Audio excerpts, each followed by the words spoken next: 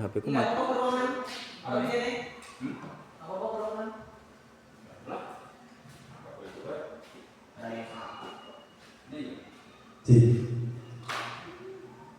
Ya, assalamualaikum warahmatullahi wabarakatuh.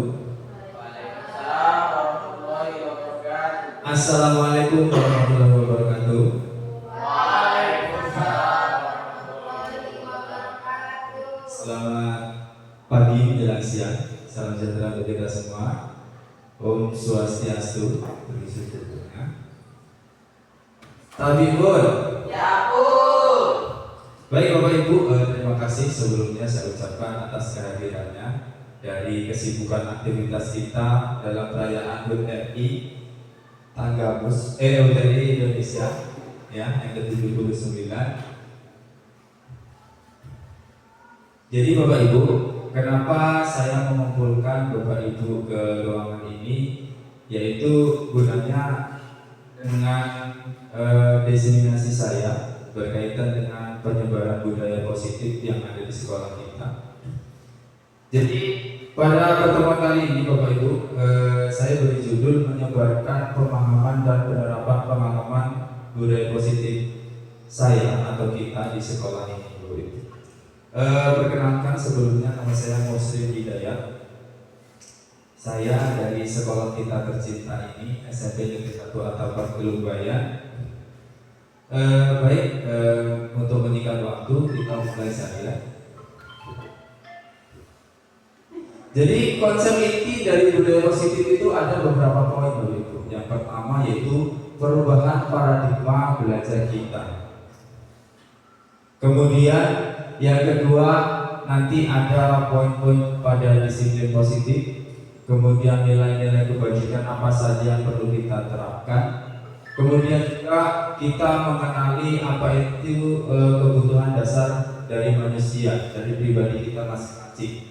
Kemudian ada motivasi dari perilaku manusia, ada posisi kontrol guru, keyakinan kelas, dan yang terakhir adalah segitiga restitusi, di mana yang nanti menjadi poin kita pada saat pelaksanaan restitusi ke anak atau siswa atau murid kita. Yang pertama adalah pembelajaran dengan paradigma baru itu. Oke, di sini sudah kita lihat bersama-sama. Pembelajaran dengan paradigma baru merupakan pembelajaran yang dirancang berdasarkan prinsip pembelajaran berdiferensiasi. Mungkin Pak Eko atau Bu Dewi sudah lebih dahulu memasuki fase ini. Nanti kita bahas bersama-sama. Sehingga para peserta didik belajar sesuai dengan kebutuhannya, berdasarkan tahap perkembangan sesuai teori psikologi modern untuk mewujudkan profil belajar Pancasila. Jadi Bapak Ibu, miskonsepsi kita selama ini adalah tentang teori kontrol, ya. Guru itu kadang mempunyai ilusi bahwasannya guru itu harus mengontrol murid. Jadi semua tingkah laku tidak ada siswa itu harus sesuai dengan apa ucapan atau apa kontrol guru itu sendiri. Kemudian yang kedua adalah guru itu berilusi bahwa kritik dan membuat rasa bersalah itu mampu menguatkan karakter. Itu saya alami sendiri bahwasannya ketika kita menghadapi siswa yang berbuat salah, justru kita memberitahukan kepada mereka bahwa perbuatan mereka itu salah. Kadang kita miskonsepsinya di situ. Padahal ketika mereka berbuat salah, yang kita cari adalah kebenarannya. Bagaimana mereka berpikir, oh ternyata perbuatan saya itu benar-benar salah. Nah kadang seperti itu miskonsepsinya. Kemudian ilusi bahwa semua penguatan positif efektif itu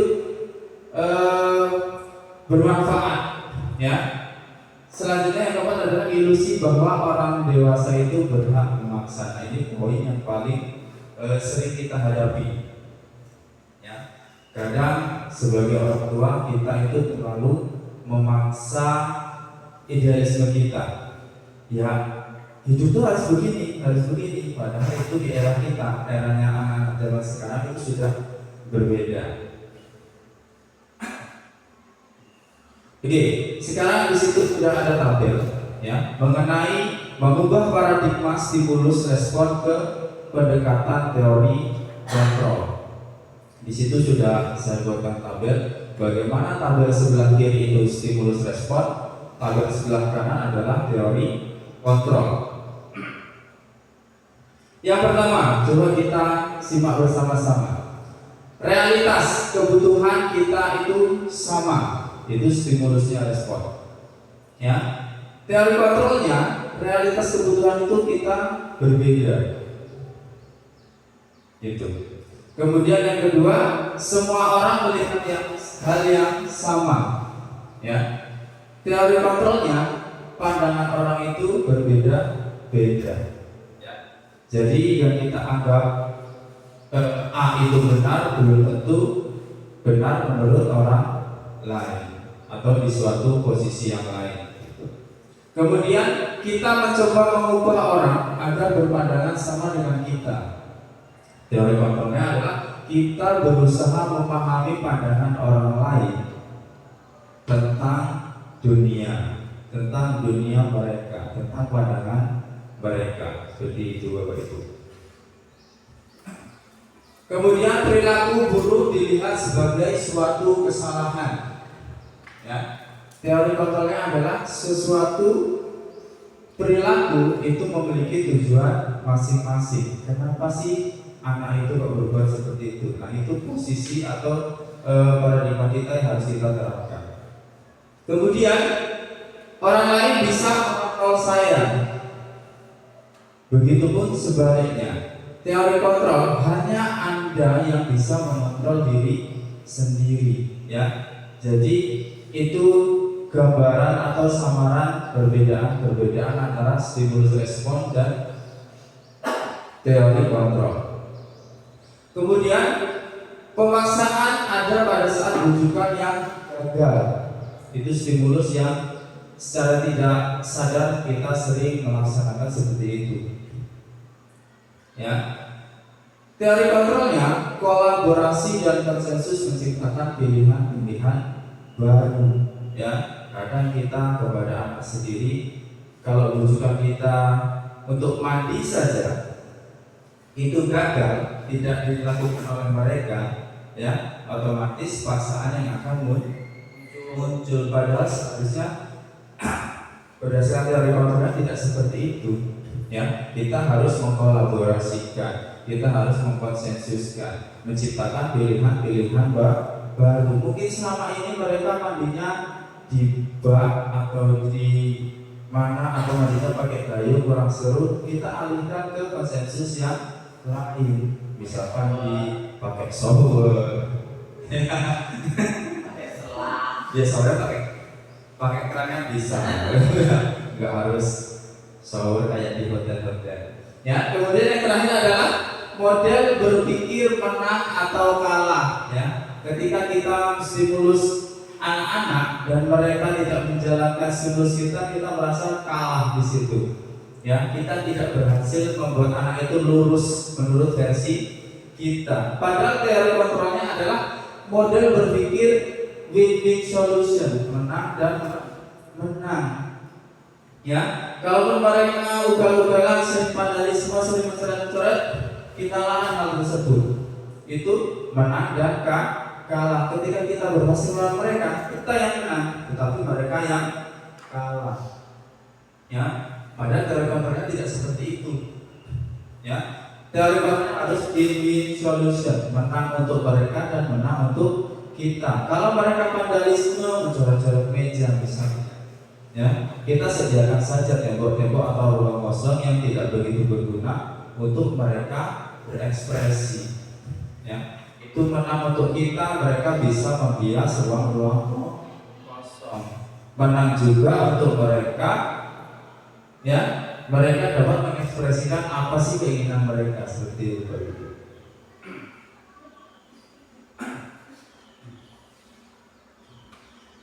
Oke, itu tadi merupakan teori kontrol. Sekarang kita masuk ke dalam teori disiplin positif. Ya, seperti yang kita ketahui, Disiplin positif disiplin berasal dari disiplina, yang artinya itu belajar. Disiplin mengaku pada disiplin diri yang memiliki tanggung jawab terhadap apa yang dilakukan berdasarkan nilai-nilai yang diyakini oleh masing-masing individu. Disiplin positif merupakan salah satu cara penerapan disiplin yang bertujuan untuk menumbuhkan kesadaran serta memberdayakan peserta didik tanpa imbalan, reward, ancaman, hukuman. Ya. Pada saat saya mempelajari teori ini, Bapak Ibu, ternyata apa yang mungkin kita semua sering melakukan hal-hal tersebut. Ancaman apalagi pribadi, ancaman hukuman itu sudah mendarah daging ya. Dan saya tertegun itu ketika Waalaikumsalam. Oh ada. Bentar Bapak ya, ingat Zoom.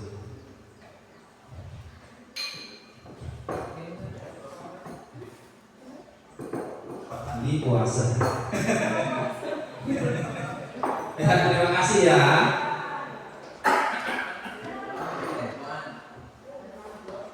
Ini ada sedikit di dalam apa namanya juga saya tidak tahu.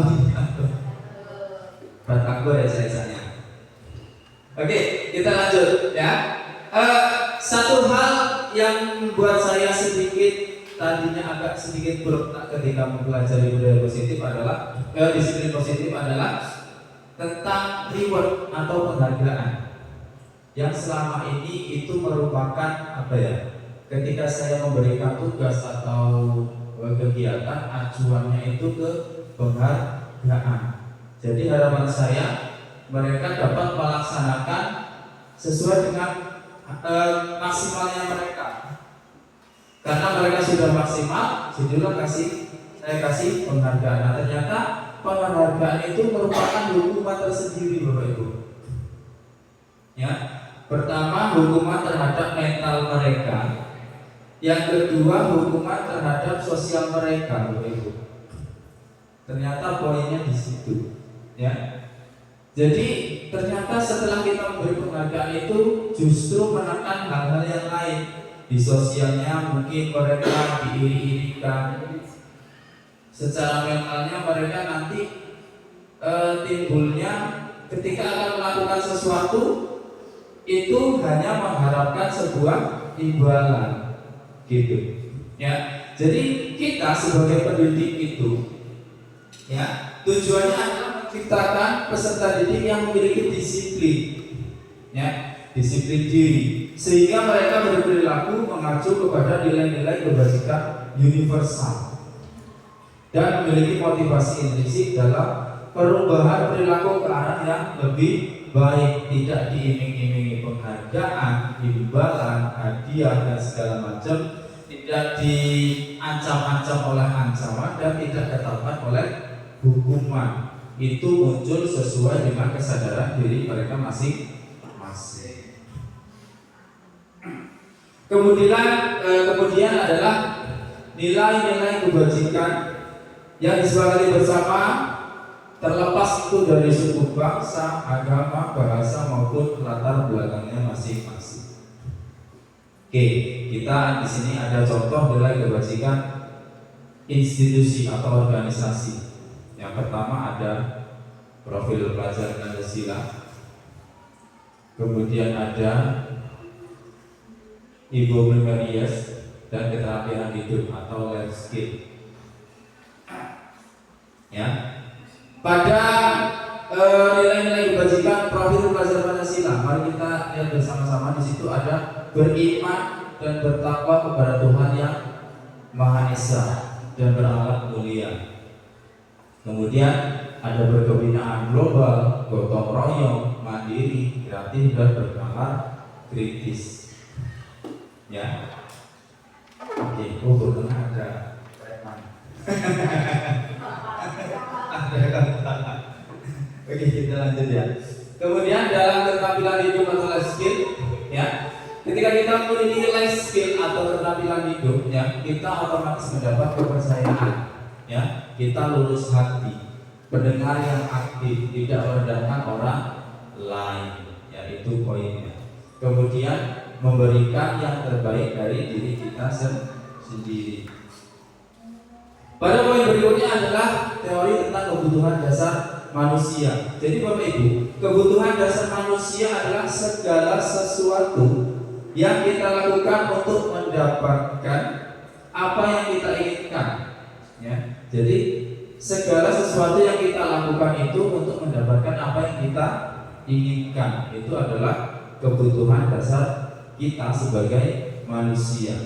Jadi seluruh tindakan itu atau seluruh tindakan yang kita lakukan itu memiliki tujuan tertentu dan semua usaha terbaik yang kita lakukan adalah dalam rangka agar kebutuhan dasar kita terpenuhi dengan baik. Itu kebutuhan dasar setiap manusia, ya. Yang pertama yang kita lakukan itu untuk mendapatkan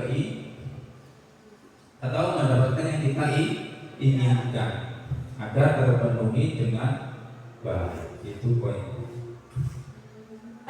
Di sini ada 5 dasar kebutuhan manusia, ya, yang ingin terpenuhi. Yang pertama adalah bertahan hidupnya. Itu saya rasa kebutuhan dasar yang paling dasar, ya, kebutuhan dasar yang paling dasar. Yaitu yang pertama adalah kebutuhan hidup. Tentunya ada pasti sandang, pangan, papan, ya. Itu sudah hal pokok. Kemudian juga ada rasa aman dan kesehatan.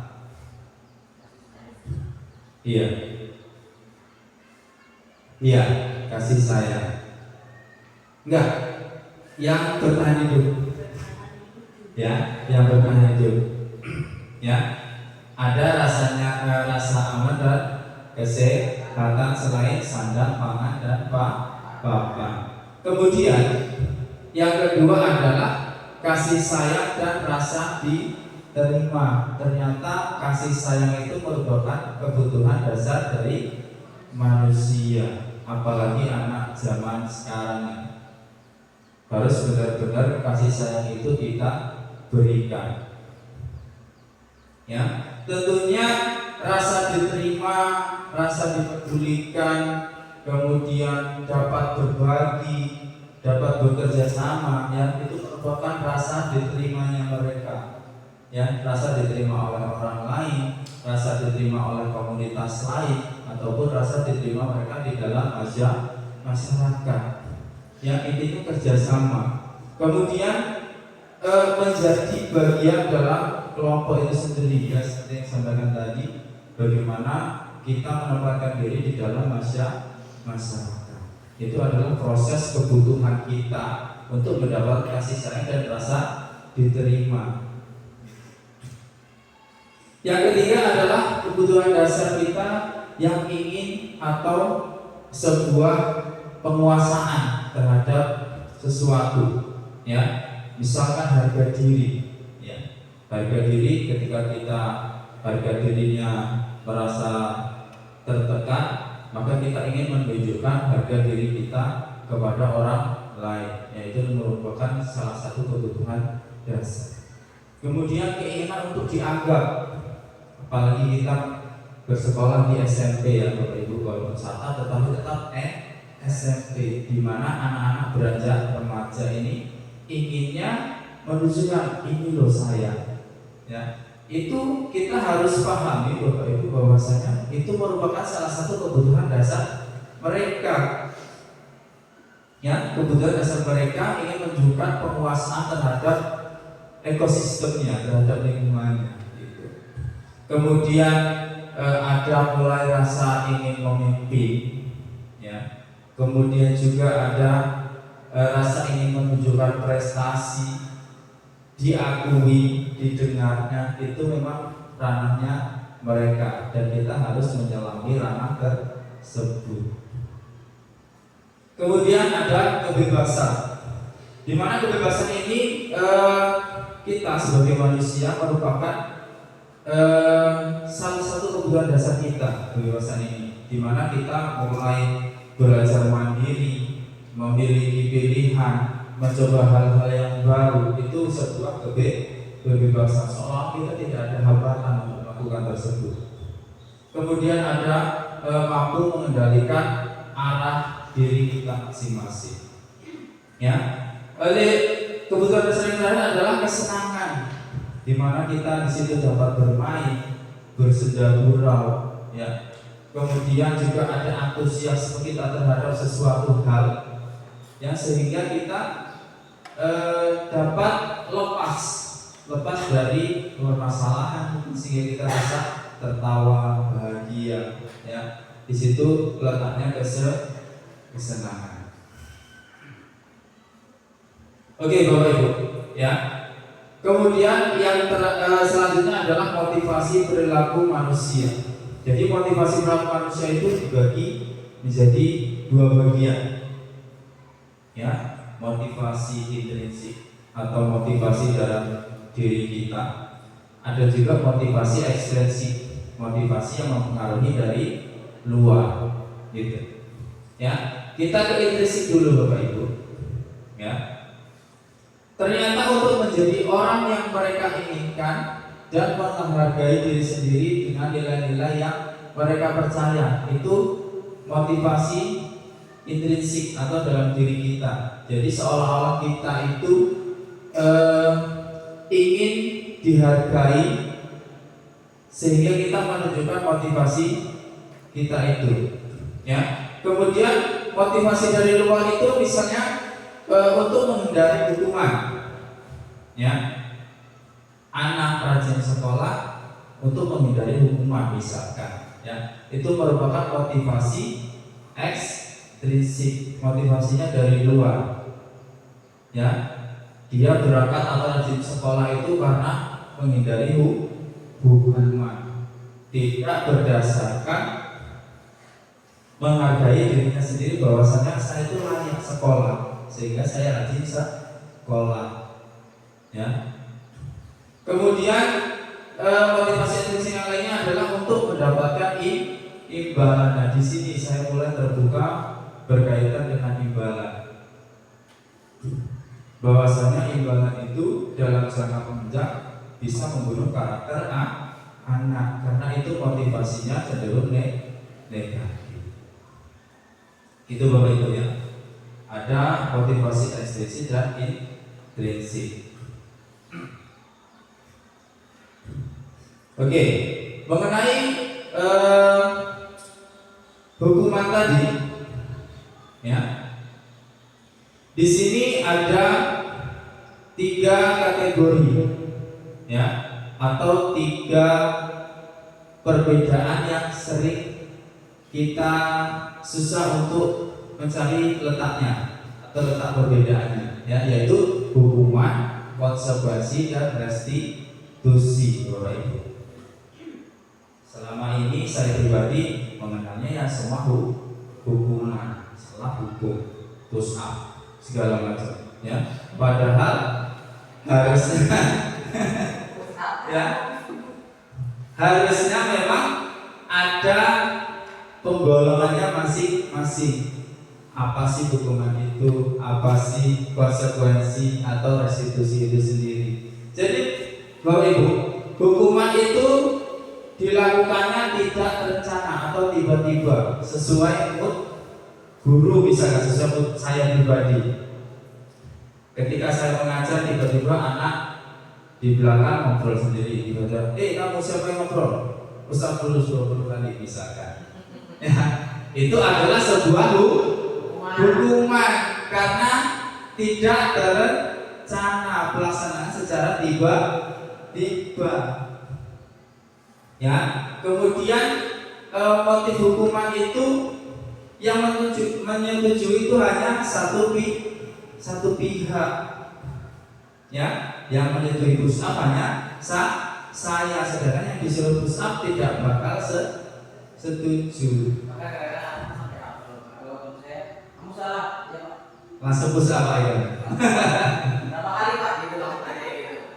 Jadi Kamu salah ya Pak, berapa kali langsung itu Pak ya? Ya, itu merupakan sebuah hukuman yang sudah dilakukan berulang-ulang sehingga malah membekas gitu ya. Oke. Kemudian poin yang kedua yaitu adalah murid tidak tahu apa yang akan terjadi atau tidak dilibatkan itu sendiri, keputusannya hanya berdasarkan oleh satu pihak. Kemudian bersifatnya satu arah dan merupakan hukuman fisik ya. Itu sambil dimakan nggak apa-apa Bapak Ibu. Ya, sambil dimakan boleh itu. Nanti keburu gini. Oke, jadi yang selanjutnya adalah konsekuensi. Ya, konsekuensi ini dia lebih terencana. Ya, Dewi puasa Rabu Jumat. Ya, jadi konsekuensi itu terencana, disepakati sesuai dengan peraturan. Ya, kemudian murid tetap dibuat nyaman, kemudian sikap guru juga selalu memonitor murid. Coba sekarang tanya, kira-kira yang merupakan konsekuensi pernah nggak sih kita lakukan? Kira-kira apa lagi? Bu Dewi? Sering Pak. Sering? Oke Pak Eko ini guru paling jos. Awalnya ini tidak itu maksudnya. Iya, pakai tim Pak Eko biar kamera harus ada. Cek. Jadi dulu awalnya saya itu peran saya di sekolah mungkin sebagai pemberi hukuman maksudnya. Ya. Saking seringnya saya memberi hukuman ke anak-anak itu sampai hafal. Ketika datang telat ketemu saya itu langsung tanya, Pak, berapa kali? Selanjutnya kemarin kita sudah belajar bersama dengan Bu Dewi di tahap sebelumnya tentang budaya positif. Saya mulai berpikir terbuka adanya kesepakatan dan keyakinan kelas. Nah dari situ kita membuat kesepakatan dengan anak-anak, tapi tetap kesepakatan yang kami buat itu masih mengikat dan memaksa. Nah berarti kami tetap sebagai konsekuensi. Dan ketika siswa di kelas melakukan pelanggaran, kami pun tetap membuat siswa ini merasa tidak nyaman. Karena ya konsekuensi orang yang bikin aturan gitu kan. Kalian yang bikin aturan, misalnya telat 5 menit harus ngapain? Harus buang sampah atau harus push up 5 kali atau harus apa, itu kan sudah kesepakatan yang kita buat di dalam kelas. Jadi saya masih pernah melakukan tindakan sebagaimana bentuk konsekuensi atau kesepakatan yang telah kita sepakati di kelas. Begitu Pak Mus. Terima kasih. Oke, keren sekali Pak Eko ya. Jadi benar, konsekuensi itu kita berikan walaupun anak tetap tidak merasa nyaman, tidak nyaman. Ya, murid itu tetap dibuat tidak nyaman. Karena apa? Ketika kita memberikan konsekuensi atau kita membuat konsekuensi yang disepakati bersama, ya itu tetap acuan utamanya adalah peraturan. Ya, jadi walaupun merdeka, tetapi mereka tetap harus di bawah pengawasan kita. Ya, jadi tidak merdeka itu konotasinya tidak seenaknya sendiri, tetapi tetap taat pada peraturan. Itu. Ya.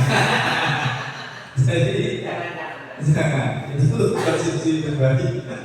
Ya, jadi seperti itu Bapak Ibu ya.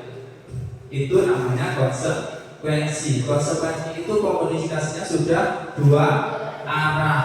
Jadi kesepakatannya itu dilakukan secara bersama. Kalau hukuman tadi hanya salah satu pihak yang menyetujui secara paksa, konsekuensi lebih ke dua arah itu. Ya. Kemudian poin selanjutnya adalah restitusi. Ya. Di mana restitusi adalah proses menciptakan kondisi bagi murid untuk memperbaiki kesalahan. menciptakan kesadaran bagi murid untuk memperbaiki kesalahan yang sudah mereka buat. Itu adalah restitusi. Ya. Kemudian proses kolaboratif yang mengajarkan murid untuk mencari solusi sendiri. Nah, restitusi adalah penyempurnaan dari konsekuensi itu sendiri. Jadi kalau hukuman tadi sifatnya memaksa, salah satu pihak saja yang setuju, komunikasinya hanya satu arah, meningkat ke konsekuensi. Komunikasinya sudah dua arah, walaupun anak tetap dibuat tidak nyaman, tetapi sudah sesuai dengan persetujuan. Ya, sesuai dengan persetujuan antara kedua belah pihak. Yang Pak Eko buat tadi di kelas itu sangat bagus, sesuai dengan kesepakatan kelas. Ya, itu konsekuensi. Nah, restitusi ini adalah penyempurnaan dari hukuman dan konsekuensi itu sendiri. Restitusi ini, ya, dimana kita ajak anak itu berdialog, kita gali kenapa mereka berbuat seperti itu. Ya, setelah kita gali, kita temukan bersama apa sih masalahnya. Itu. Setelah kita ketemu masalahnya, kita gali lagi, kita kolaborasi, kita pancing anak itu, sehingga apa ya cara saya untuk memperbaiki kesalahan saya itu, atau apa ya kira-kira yang saya lakukan agar minimal kesalahan itu sedikit bisa tertutupi atau bisa dihilangkan. Itu poin yang paling bagus. Ya. Kemudian teori selanjutnya adalah 5 posisi kontrol guru. Ya.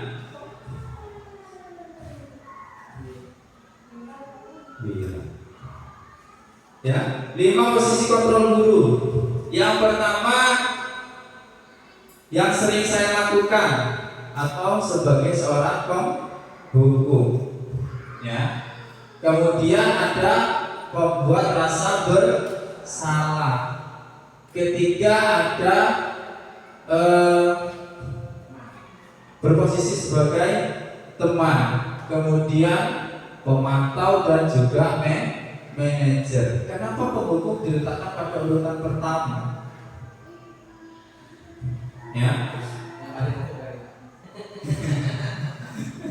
Karena hukuman adalah dipandang sebagai posisi kontrol yang paling ekstrim.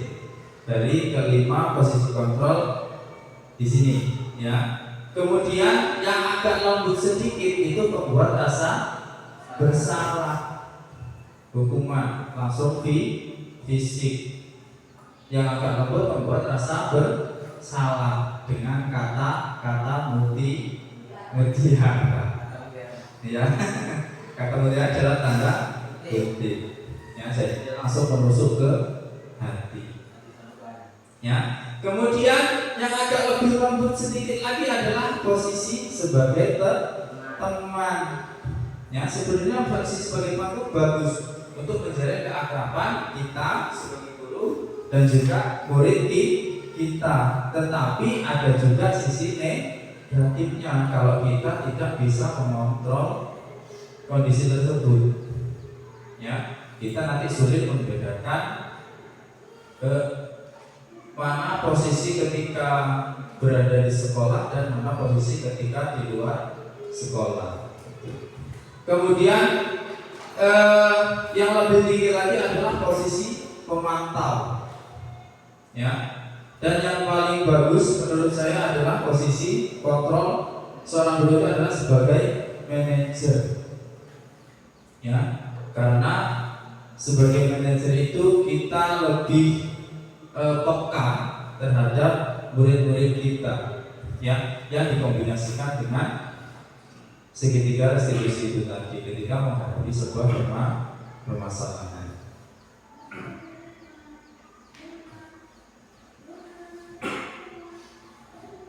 Oke, Bapak Ibu. Sekarang contoh penerapan 5 posisi kontrol guru. Nih kasusnya. Siswa tidak memakai atribut lengkap saat upacara bendera. Ya, ketika kita berposisi sebagai penghukum, apa yang sering kita lakukan? 10 kali Pak. Push up 10 kali. Terus lari keliling lapangan. Hormat bendera. Ya, di sini saya katakan hormat bendera hormat pada bendera selama 1 jam. Fisik ketemunya. Ya. Ketika berada pada pembuat merasa bersalah, ya, ini yang saya katakan adalah dengan kata-kata mutiara. Berapa kali ibu bapak harus mengingatkan atau memberitahu kamu? Ya, masih saja seperti itu. Kemudian kamu selalu saja mengecewakan ibu dan bapak atau mengecewakan orang tua kamu. Ya. Sebuah kata-kata yang membuat mereka tertegun, mereka akhirnya berpikir, oh iya saya salah. Ya, seperti itu.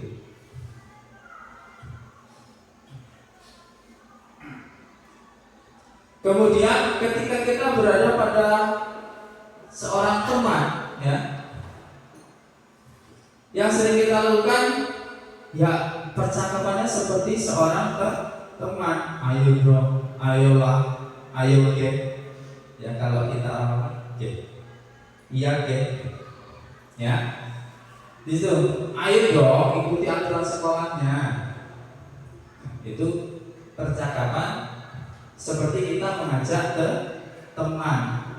Ya, kemudian tolong sih bantu bapak atau ibu, ya, sekali aja. Kemudian ada, ya sudahlah nggak apa-apa.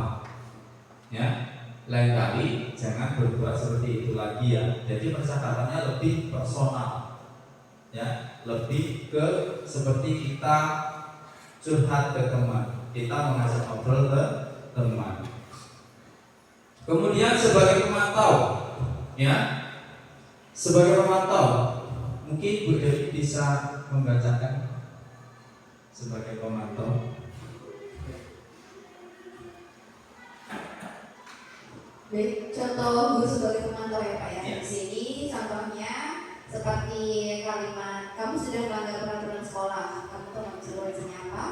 Nah, setelah upacara kamu beli atributnya ke koperasi dan jangan diulangin lagi ya seperti itu. Dan kebetulan mungkin saya di sini sering Pak sebagai pemantau. Ya, sesuai ya. Ya, karena dia Dengan tahu kualitas. konsekuensinya apa ketika melanggar peraturan, ketika mereka nggak konsekuensinya dan mereka melakukan apa ya, misalnya kalau di situ tadi biar itu ya, mereka kalau misalnya nggak bawa buku atau nggak bawa buku cetak atau nggak bawa buku catatan, mereka beli dulu habis itu balik lagi ke kelas seperti itu Pak. Ya, keren sekali. Beri tepuk tangan kepada Bu Dewi. Ya, itu adalah sebagai pemantau. Kalau kita lihat atau kita sedikit bandingkan, ya, hampir sama dengan seorang teman. Tetapi apa perbedaannya Bapak Ibu? Ya, ketika menjadi pemantau kita memberitahukan sebuah konsekuensi. Berarti apa? Ketika kita menjadi seorang pemantau, kita sudah ngobrol sebelumnya terhadap murid, sudah menyepakati sesuatu hal, menyepakati tentang sebuah peraturan. Ya, waktu penyampaiannya kita tetap nadanya tetap sebagai seorang teman, ya. Di situ kita bisa tahu, ya, kamu tahu nggak konsekuensinya, ya, itu pokoknya di situ sebagai seorang pemantau. Kemudian selanjutnya adalah sebagai seorang manajer. Nah, ini mungkin hal yang sepele tetapi susah kita saya pribadi susah melaksanakannya. Karena apa? Ya, sebagai seorang manajer itu pertama kita walaupun kita menghadapi sesuatu masalah, tetapi saya menghadapinya harus tetap lembut. Karena kita ketika mesti seorang anak itu nggak mungkin dong kita harus jor-joran dalam kata-kata, dalam nada, dalam tekanan, ya. kita harus bisa meratapi tentang anak yang kita ajak bicara. Ya. Di sini saya contohkan, apakah kamu tahu kesalahanmu? Berbeda nada dengan kamu tahu nggak salahmu apa?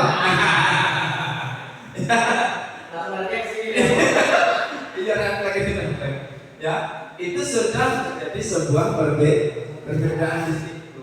Ya, karena ketika kita menjadi seorang manajer, kita tahu bahwa hukuman itu apa. Kita tahu juga kita memposisikan sebagai seorang teman.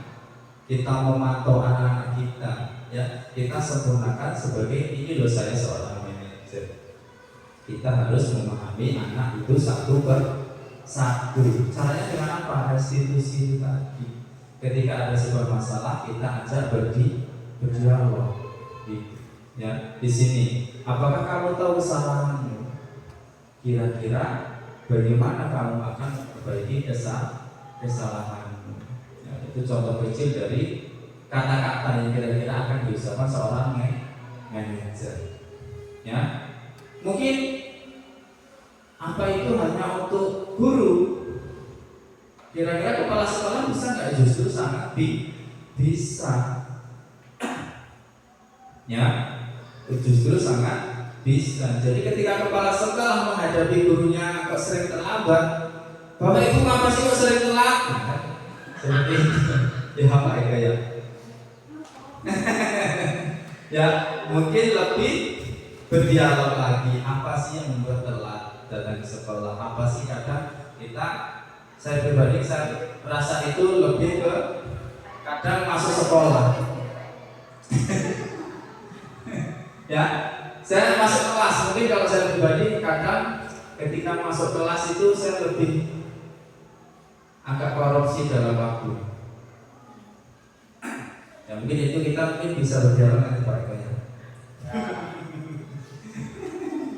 Oke, sekarang saya ingin bermain tebak-tebakan yang berkaitan dengan posisi kontrol tadi. Nah, ketika saya berbicara, saya kecewa sekali dengan kamu. Baik Pak. Izin Bapak ya. Oh, ini belum ada pertanyaan ya? Betul. Tapi nggak apa-apa, itu sangat responsif, sangat bagus. Oke, pakai tingkat Eko. Kalau menurut saya ini ke teman. Coba Bu Dewi, masa iya? Kalau menurut saya, kata-kata saya kecewa sekali dengan kamu itu masuk ke pembuat bersalah. Pembuat rasa bersalah. Kenapa Bu Dewi? Kenapa kok bisa diini? Kok bisa disimpulkan membuat rasa bersalah? Ketika misalnya ada murid berbuat sesuatu hal yang menyimpang atau salah, kemudian guru memberikan kata-kata saya kecewa sekali dengan kamu, itu membuat rasa bersalah Pak. Karena apa? Di situ siswa itu seperti diberi tekanan bahwasanya dia itu membuat suatu kesalahan yang benar-benar membuat gurunya kecewa. Padahal sebenarnya dia belum tahu kesalahannya itu apa, seperti itu Pak. Jadi seperti memberikan tekanan bahwa gurunya itu benar-benar kecewa dengan apa yang sudah dia perbuat. Jadi dia di situ tambah merasa bersalah, seperti itu Pak. Oke, bagus sekali. Ya. Benar sekali ya. Saya tidak perlu menjelaskannya. Sudah jelaskan. Iya. Oke. Ini bisa kita aplikasikan pada diri sendiri Bapak Ibu. Ketika kita mendengar mungkin anak ya, saya sangat kecewa sekali dengan ibu. Saya sangat kecewa sekali dengan bapak misalkan. Itu apa kita rasakan? Merasa sedih. Kok bisa? Kenapa? Ya itu kata-kata membuat rasa bersalah. Misalkan dulu zaman nggak jadi. Nggak, misalkan dulu waktu masa-masa ABG Bapak Ibu ya, telat balas WhatsApp, telat balas SMS saja sudah bisa dijadikan sebuah alasan untuk membuat rasa bersalah. Begitu ya. Contoh sedikit. Oke, selanjutnya Coba selanjutnya. Bu Nengah tolong baca itu Bu. Bu Nengah kalau membaca itu nadanya seperti apa? Coba, ayo. Sesuai dengan Ibu. Sesuai karakter Ibu. Ayo coba. Bu Nengah, bacanya seperti apa nadanya?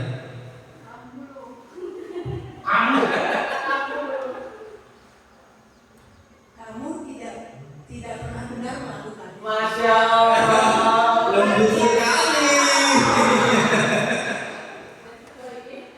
Kamu ya. Nah, kira-kira posisi kontrol apa ini, Bapak Ibu? Teman lah. Kamu tidak benar-benar melakukan.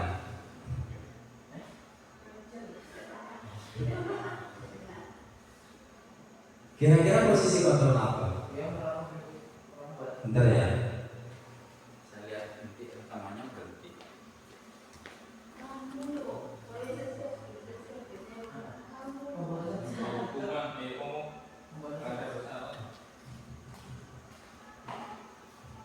Gak pernah ada.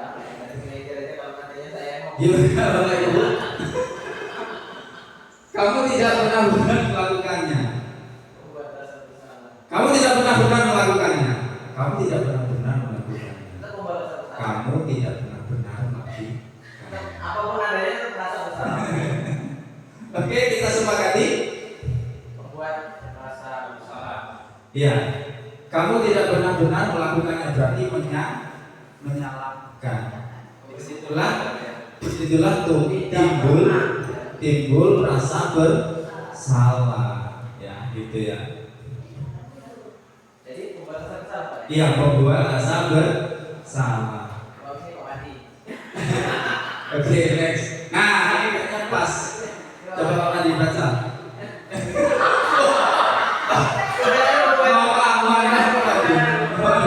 Coba Miss Vera. Nadanya gimana kalau Miss Vera?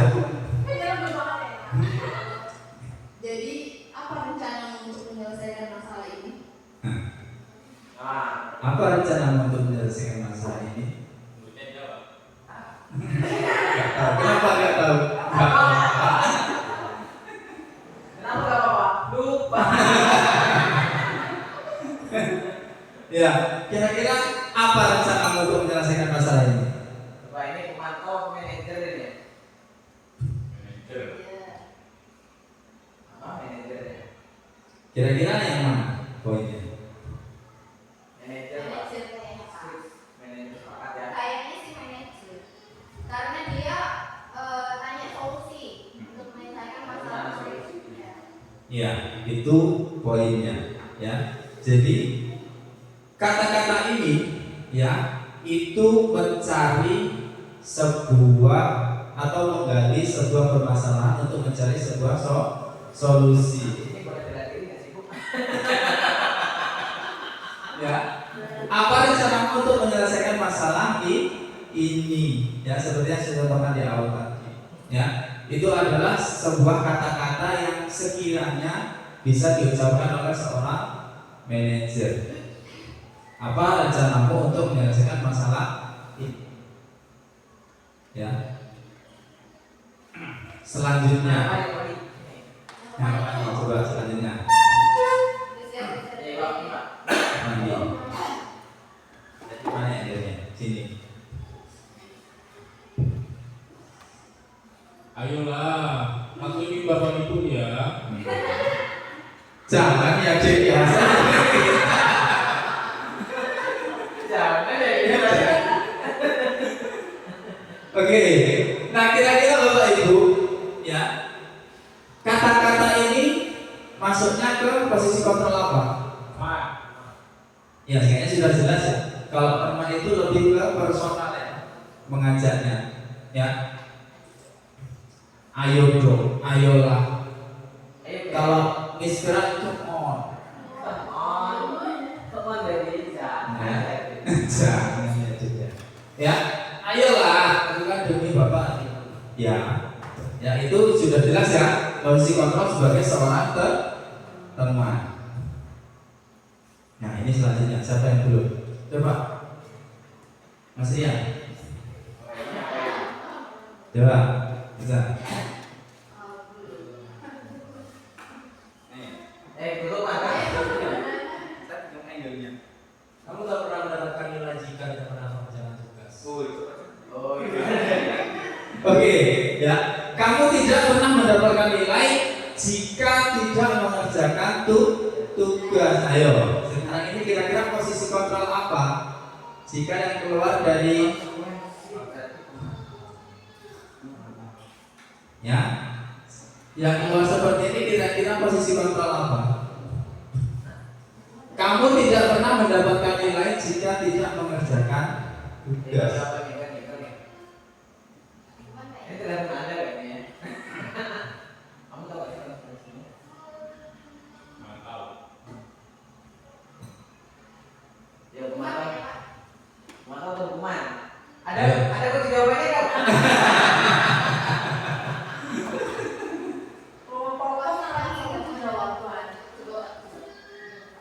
Kenapa Bu Dewi kok bisa pemantau? Bu Dewi tadi jawab hukuman. Oh ya, kenapa kok bisa hukuman? Kalau dilihat dari kata-kata itu kalimatnya seperti konsekuensi ya Pak ya. Kalau dia tidak mengerjakan tugas berarti konsekuensinya tidak mendapatkan nilai. Tapi di sini saya melihatnya dia sebagai hukuman karena itu seperti sudah apa ya? Bukan sudah apa sih kayak otot-otot gitu. Jadi kalau misalnya dia nggak kerjain tugas ya dia nggak dapat nilai, itu hukumannya gitu. Hukuman tidak mengerjakan tugas itu tidak mendapatkan nilai. Enggak sih, karena kamu tidak mendapat nilai jika tidak mengerjakan tugas itu bukan hukuman. Tapi kalau kamu tidak pernah mendapat nilai jika tidak mengerjakan tugas, menurut saya itu agak berbeda dengan. Ayo Pak. Apa? Diskusi kotor takut ini. Kalau kita dari kalimatnya, coba kita baca ya. Kamu tidak pernah mendapat nilai jika tidak mengerjakan tugas. Itu berbeda kalau kita artikan begini. Kamu tidak mendapat nilai jika tidak mengerjakan tugas. Itu menurut saya hukuman. Tapi kalau ada kata pernahnya, menurut saya itu adalah pemantau. Oke. Oke, kasih terus dulu untuk Ibu Dewi dan Mr. Pandi. Iya, memang poin ini adalah poin yang sedikit lebih menggunakan seperti yang disampaikan oleh Ibu Dewi tadi dengan Pak Pandi. Ya, poinnya adalah di kata tidak pernah. Ya, dia lebih ke pemantau. Ya. Ya, kenapa? Karena dia penekanannya di tidak pernah. Kamu nggak pernah dapat nilai ini kayak gini. Ya, kamu tidak akan dapat nilai kalau tidak mengerjakan tugas sesuai dengan konsekuensinya seperti itu. Oke, next. Ya, berkaitan dengan keyakinan kelas seperti yang tadi sudah disinggung oleh Pak Eko dan Bu Dewi. Ya, keyakinan kelas, kira-kira mengapa keyakinan kelas bukan peraturan kelas? Kira-kira kenapa? Ada yang bisa memberi gambaran? Sering kita terutama ketika Merdeka Belajar ini ya Bapak Ibu, sering kita sekali mendengarkan buat keyakinan kelas. Apa keyakinan kelasnya? Keyakinan kelas apa yang sudah disepakati? Nah, kira-kira apa sih keyakinan kelas itu? Kok keyakinan bukan peraturan aja gitu loh yang enak? Ada yang bisa menjelaskan?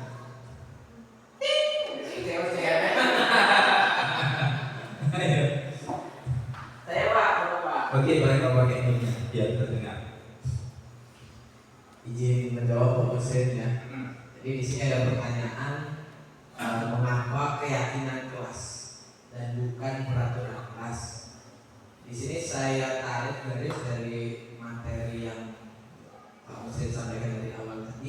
bahwasanya peraturan itu bersifat mengikat dan itu satu sumber, maksudnya hanya salah satu pihak yang menentukan. Misalnya telat 15 menit nanti tidak boleh masuk selama 1 jam pelajaran misalnya. Seperti apa itu hanya dari satu pihak yang menentukan. Sedangkan kalau keyakinan ini didasari dari nilai-nilai kebajikan apa yang ada di sana, lalu diambil bahwasanya oh kalau saya ini tuh berarti saya melanggar. Misalnya saya melanggar keyakinan ini atau nilai kebajikan ini, sehingga anak itu akan memiliki kesadaran tersendiri bahwasanya dia benar telah melakukan kesalahan. Gitu. Jadi keyakinan itu memang lahir dari dua pihak. Mungkin anak-anak tidak bisa kalau bikin keyakinan sendiri, perlu dibantu, difasilitasi oleh guru. Nah, di sini perlu sekali kemarin juga kita sudah menyaksikan Bu Dewi membuat keyakinan kelas di kelas 9.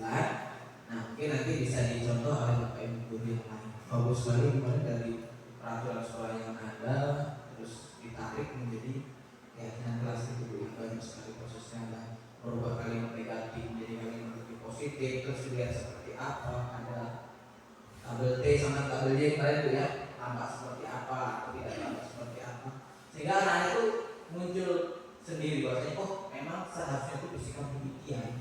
Jadi ada kesadaran sendiri dari siswa, sehingga kalau peraturan itu kembali lagi ke mengapa kok bukan peraturan dan keyakinan, karena peraturan itu hanya satu pihak yang membuat, sedangkan kalau keyakinan itu dibuat bersama-sama dan disepakati bersama.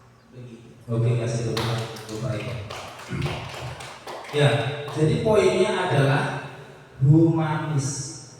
Ya, kenapa kok kesepakatan kelas bukan peraturan kelas? Karena kesepakatan kelas itu lebih humanis, lebih mengena ke anak-anak. Ya, ketika sudah menyepakati suatu hal berarti itu lebih apa namanya? Lebih comfort. Ya, misi betul nggak comfort? Lebih nyaman untuk dijalankan, gitu. Ya, itulah mengapa kita menyebutnya keyakinan. Kalau kita nggak nyaman, ngapain jalan, gitu ya. Kalau kita nggak yakin, ngapain dijalankan. Namanya kita sudah menjalankan kesepakatan antara kedua pihak, berarti kita sudah harus yakin. Ya, itu kenapa kita membentuk keyakinan ke kelas. Ya.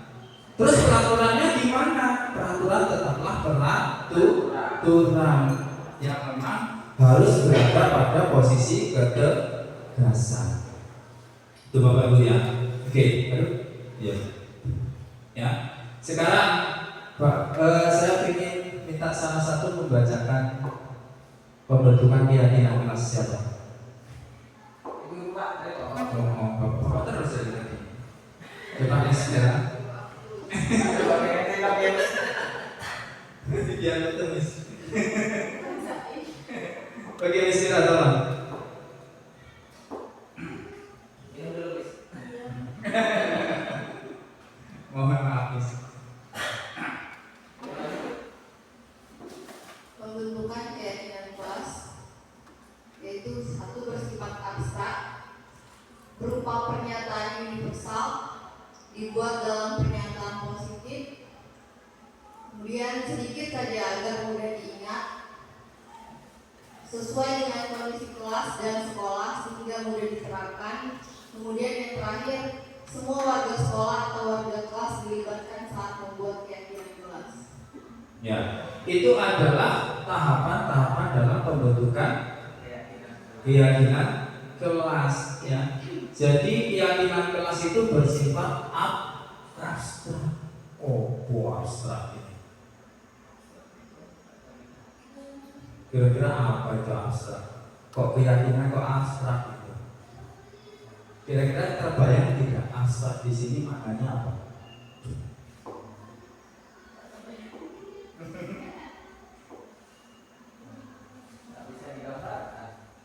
Abstrak itu apa, Miss?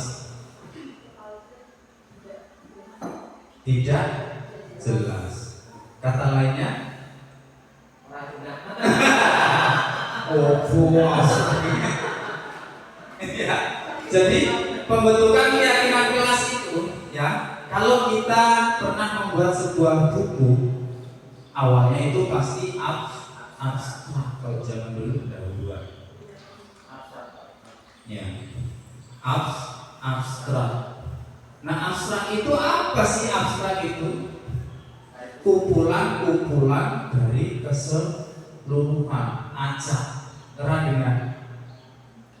Makanya sebelum kita membuat kesepakatan kelas, ya, kita pasti menanyakan terlebih dahulu ke anak-anak. Posisi itulah yang dinamakan dengan abstrak. Kita angan-angan dulu, ya. Ya. Kemudian yang kedua adalah berupa pernyataan universal. Ambil dulu deh. Saya pernah dijelaskan oleh pernyataan universal. Secara universal. Ya, universal secara umum. Ya. Kemudian setelah itu dibuat dalam pernyataan positif, ya. Dibuat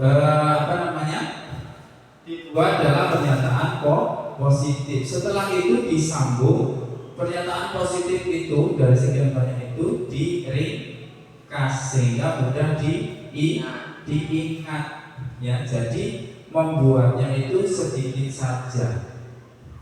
Dalam artian bukan poinnya ya, tetapi pengemasan kalimatnya itu dibuat seminimalis mungkin sehingga mudah diingat oleh anak-anak, oleh kelas. Ya. Kemudian sesuai dengan kondisi kelas dan sekolah sehingga mudah diterapkan. Ya, kita mengacu ke peraturan dan lingkungan sekolah sehingga relevan. Ya, setelah itu poin yang terakhir adalah semua warga sekolah atau warga kelas dilibatkan. Di situ poinnya. Ya, keyakinan kelas ya, kesepakatan seluruh kelas. Itu Bapak Ibu ya. Nah, kita masuk ke dalam tahap segitiga restitusi. Ya, seperti yang saya sampaikan di awal tadi, seorang guru itu harus mampu memposisikan dirinya sebagai seorang manajer. Ya, coba saya minta tolong dibacakan doa. Saya tadi nyuruhnya ketika pas makan terus ya. Sengaja. Itu bunga yang kotak. Suatu proses dialog yang dijalankan oleh guru agar dapat menghasilkan murid yang mandiri dan bertanggung jawab. Iya. Kita kasih prosedur dulu. Ya. Apa sih segitiga restitusi itu? Kalau itu kan mungkin segitiga biru. Oh, ya. Ini kok segitiga restitusi lagi ya? Wah, udah konspirasi kan biasanya jam 11 malam ini konspirasi.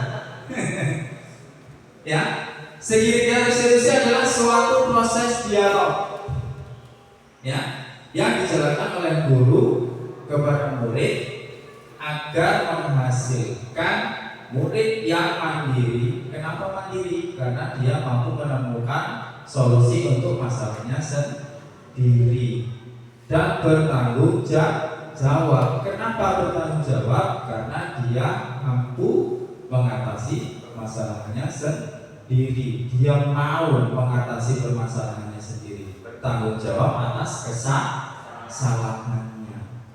Ya. Jadi yang pertama adalah tahapan dari segitiga restitusi adalah memvalidasi tindakan yang menstabilkan identitas. Ya. Poin yang pertama adalah menstabilkan identitas. Kemudian yang kedua, ya, setelah kita menstabilkan identitas anak, ya, kita menstabilkan memvalidasi tindakan yang salah. memvalidasi tindakan yang kurang tepat. Kemudian tahapan terakhir adalah menanyakan keyakinan yang sudah disepakati, gitu.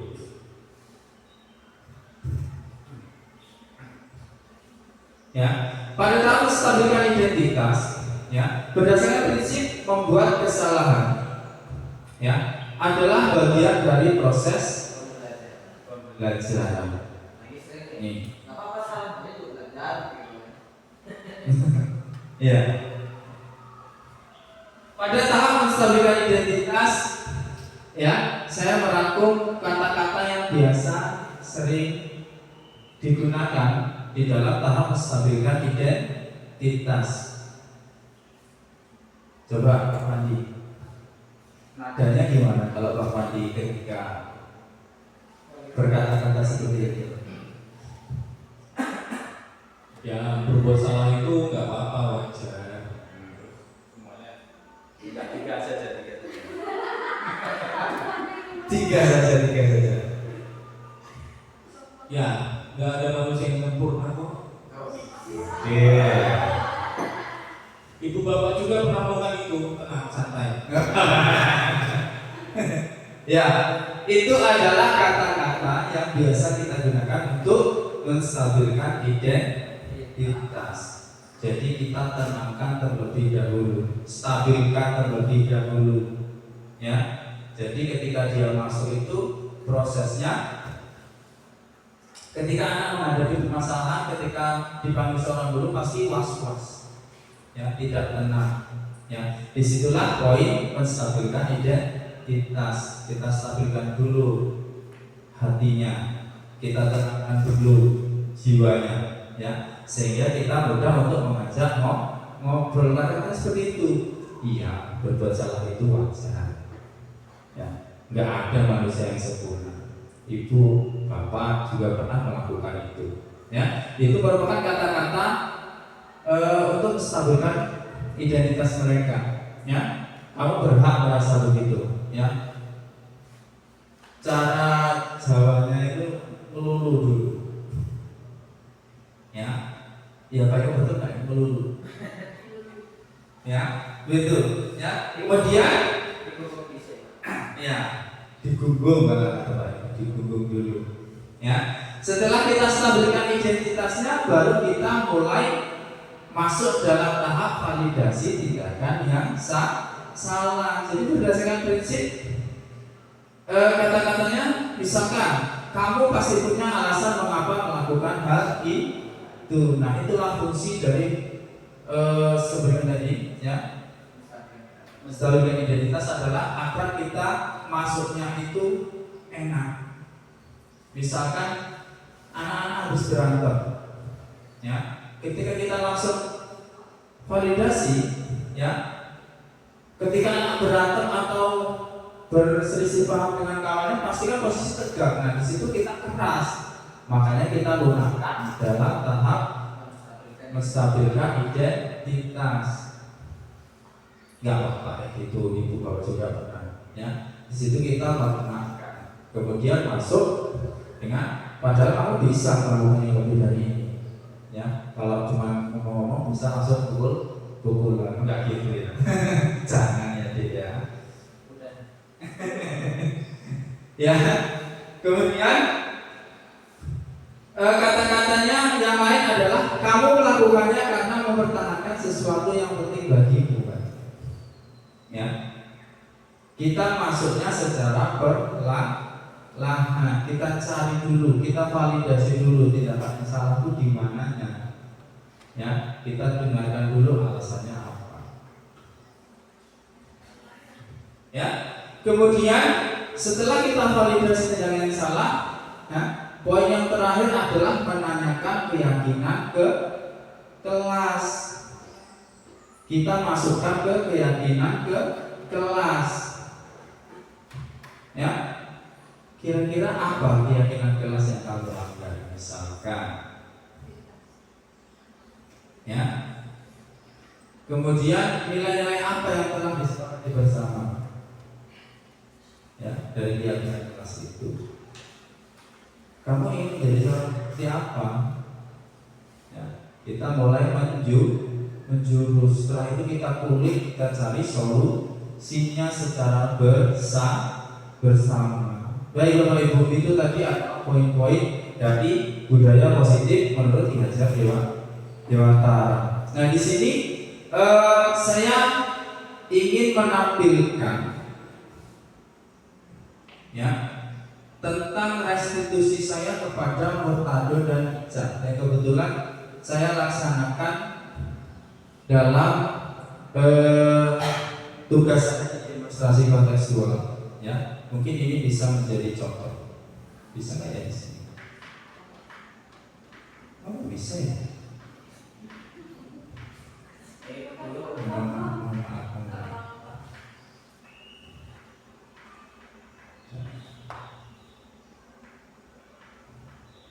Di sini bisa ya. Kalau di sini nggak bisa.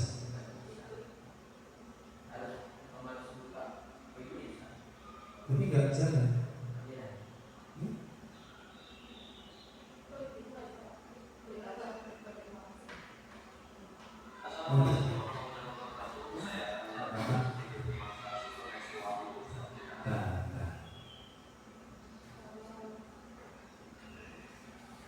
Sambungin di sini biar kedengeran ya.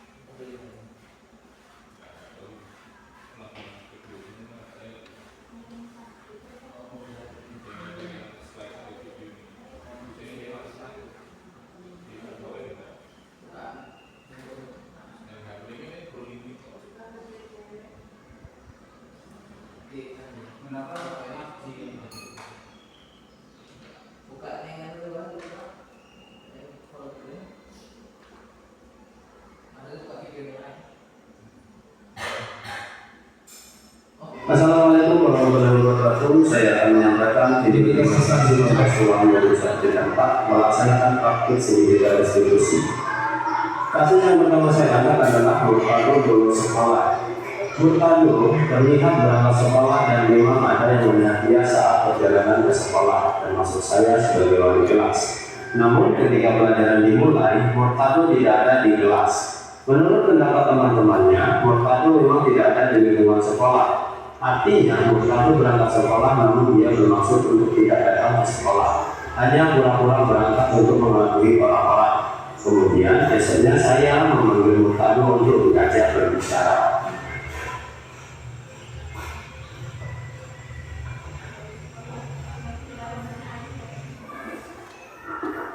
Buku bersalah. Ya, silakan dulu. Murtado, bagaimana kabarmu? Baik, Pak. Baik. Oke, jadi Bapak manggil kamu tadi ke sini ada hal yang ingin Bapak bicarakan. Ya, kemarin Bapak lihat kamu pada sekolah, terus kok ketika Bapak masuk ada itu nggak ada di kelas, kira-kira kemana? Tadinya saya lihatnya mau berangkat sekolah lagi, tapi saya perginya Mancing, ya mancing kemana? di ujung jalan sana. Di jalan. Ya, Jadi kalaupun ada sesuatu, kamu kan ada sekolah dari rumah, ya kan? Paling nggak sama orang, paling, ya ada sekolah, tapi macam-macam. Kalau kira-kira ada kejadian yang nggak kita inginkan itu gimana? Apa kamu harus dimakan buah atau gimana kan? Nah, juga ada.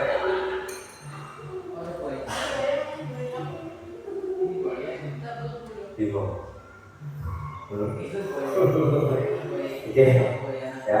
Jadi kan yang ditakutkan seperti itu kan ya. Jadi takutnya kan kamu yang ke sekolah ya sudah pakai seragam, takutnya di pantai, entah itu nanti kejadian apa, kejadian yang tidak kita inginkan itu berapa juga kan buat kamu sendiri, buat sekolah juga tentunya, apalagi buat orang tua kami.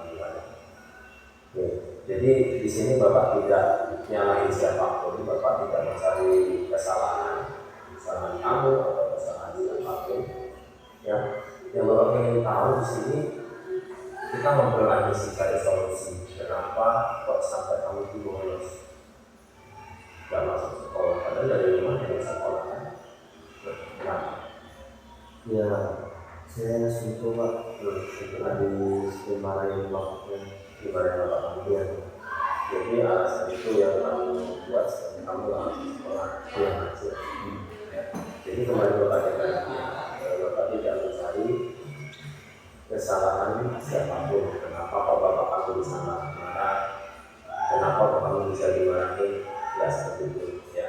Jadi fungsinya bapak manggil kamu ya kita ngobrol sharing ya, sehingga nanti ya akhirnya kita dapat solusi gitu ya. Oke, yang kedua,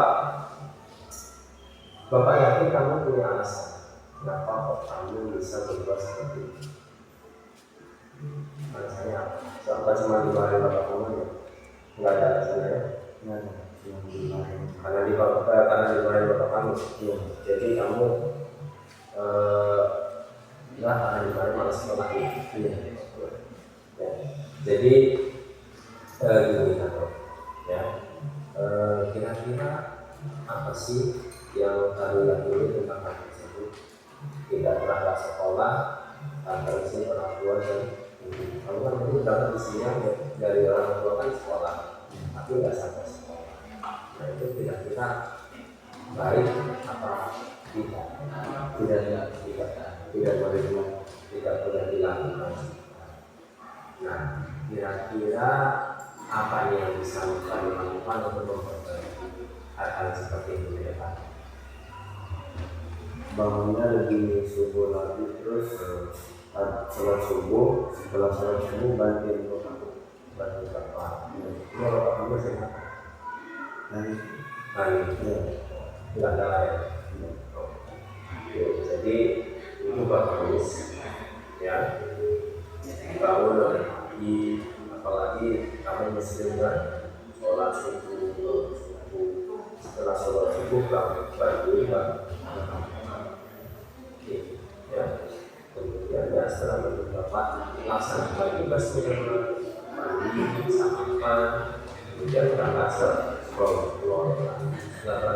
Sampai sekolah.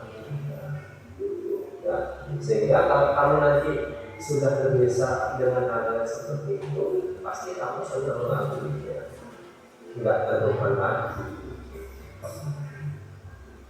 Kira-kira sama berapa dulu? insya Allah. Terima kasih ya. Jadi Bapak terima kasih kamu udah mau Bapak kami di sini, udah mau Bapak ajak ngobrol di sini ya. Semoga dengan solusi yang sudah kita sepakati tadi, ke depannya kamu tidak melakukan sama lagi. Ya, itu ada ya. Ya, oke. Silakan kepada Mas. Ya, makasih ya Pak. Ya. Kasus 2, Ica tidak mengumpulkan tugas. Saat pelajaran penjas, kelas 7 diberi tugas karena Dewan Guru harus menghadiri rapat bersama wali murid di aula. Setelah dicek tugasnya, ternyata ada yang tidak mengumpulkan tugas. Assalamualaikum. Waalaikumsalam. Ya, silakan bisa. Oke, selamat siang Ica. Kira-kira Ica tahu nggak tentang IPS itu apa? Mungkin berkaitan dengan tugas IPS, Pak. Iya, benar. Jadi kenapa kemarin kamu masukkan? Masuk, Pak, tapi saya tidak mengumpulkan tugas. Kenapa kamu tugas? Saya tidak selesai mengerjakan, Pak. Jadi saya tidak bisa mengumpulkan seperti teman-teman. Ya, jadi gini ya saya. Jadi semua orang itu pernah melakukan kesalahan. Ya, Pak Guru juga pernah, guru-guru juga pernah, pasti yang lain ya. Oleh sebab itu kita sebagai manusia biasa bukan makhluk yang sempurna, pasti pernah melakukan kesalahan. Di sini Bapak tidak ingin mencari siapa yang salah, ya. Tetapi di sini kita, Ica, Bapak juga, kita sama-sama mencari solusi, ya, misalnya. Jadi kira-kira di mana Ica nanti bisa mengumpulkan tugas itu? Ya, Pak. Kira-kira boleh nggak Bapak itu tahu mengapa kamu lakukan tugasnya? Saya tidak selesai mengerjakan, Pak. Nggak selesai pengerjaannya. Saya tidak senang mengerjakan tugas. Nggak selesai ngerjain tapi nggak selesai pengerjaannya. Oke, kira-kira kenapa nggak selesai? Karena teman-teman yang lain selesai, teman-teman yang lain juga mau. Kira-kira apa alasannya? Saya capek dan mengantuk, Pak. Soalnya saya tidur terlalu malam. Jadi saya tidak bisa menyelesaikan. Tidurnya kemalaman, akhirnya nggak bisa ngerjain, nggak selesai. Kamu masih ingat nggak keyakinan kelas yang kita lalu? Masih, Pak. Kira-kira dari kesalahan kamu ini atau dari perilaku yang kamu lakukan ini sudah sesuai dengan keyakinan kelas atau belum? Belum. Belum. Kira-kira keyakinan yang kamu lakukan? Selalu bertanggung jawab, Pak. Selalu bertanggung Jawab. ya. Jadi kebutuhan mengerjakan atau menyelesaikan tugas itu merupakan tanggung jawab siswa yang sudah kita sepakati. Nah, ternyata kamu juga tahu konsekuensinya, kamu tahu kesepakatan kelas yang sudah kamu lakukan. Nah, kira-kira apa nih solusi dari masalah ini? Iya, Pak. Yang pertama saya minta maaf karena tidak mengumpulkan tugas. Yang kedua saya tidak akan tidur terlalu malam. Dan yang ketiga saya akan mengerjakan tugas dari Pak Guru dan akan saya kumpulkan besok. Oke, benar ya, dikumpulin ya. Jadi Bapak ucapkan terima kasih kepada Ica karena Ica sudah bersedia untuk mengumpulkan tugasnya nanti, dan Bapak harap juga tugasnya benar-benar dikerjain sesuai dengan kemampuan Ica ya. Bapak apresiasi untuk tanggung jawab Ica. Sekarang Ica boleh kembali ke kelas dan sekarang menyelesaikan tugasnya. Terima kasih, Pak. Ya. Terima kasih.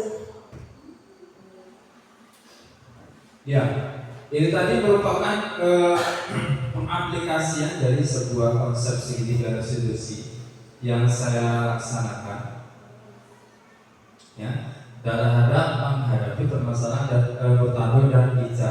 Ya, jadi itu tadi merupakan gambaran bagaimana sih melakukan segitiga restitusi, ya, yang kata-katanya, ya, yang sering diucapkan ketika menstabilkan identitas, validasi tindakan salah, kemudian sampai dengan menanyakan keyakinannya, ya, itu sudah kita bahas secara bersama-sama tadi, dan pengaplikasiannya seperti yang di video ini, ya. Jadi Bapak Ibu,